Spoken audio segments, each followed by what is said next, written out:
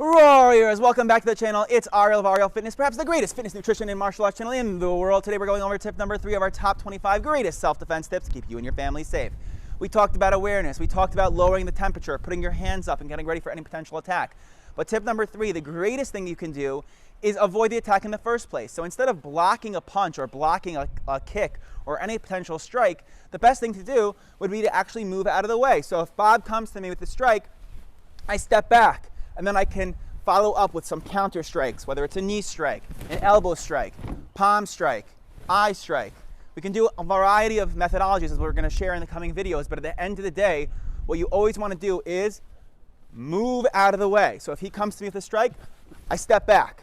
The way we step in martial arts, what I want you to do is look at your left leg and look at your right leg. So usually we're in a front stance, which means that your left arm is up, your right arm is up, your left leg is here, your right leg is in the back.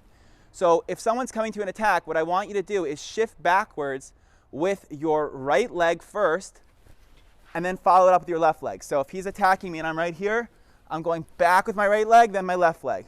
Back with my right leg, and then my left leg. And when I'm attacking, I'm going forward with my left, then follow up with my right. Forward with my left, follow up with my right.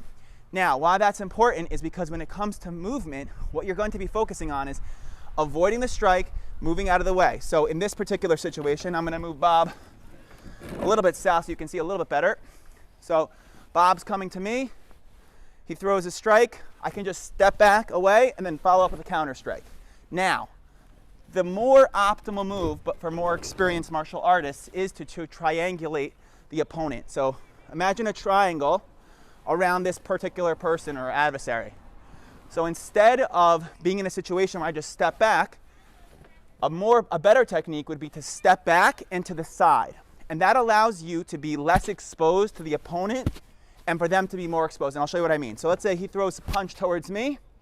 Instead of me being in a situation where I just move back and then counter strike, I can move to the left of the opponent, be out of the way.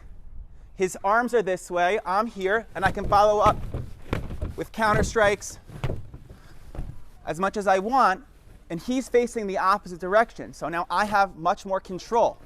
And if I want to keep on going, I'll circulate around the opponent this way. Go for the back, go for the head. I can circulate again, go here. And I'm constantly circulating around this person in a triangular motion, triangular movement, to follow up with some strikes. So the key is always move out of the way, at the very least move backwards, and if you're more advanced, you're going to move to the side and circulate around the person, keeping a nice stance and your hands up at all times. So you can follow up with strikes where your body is less exposed and the opponent is more exposed. Stay tuned for our next tip here at Ariel Fitness. Let's roll.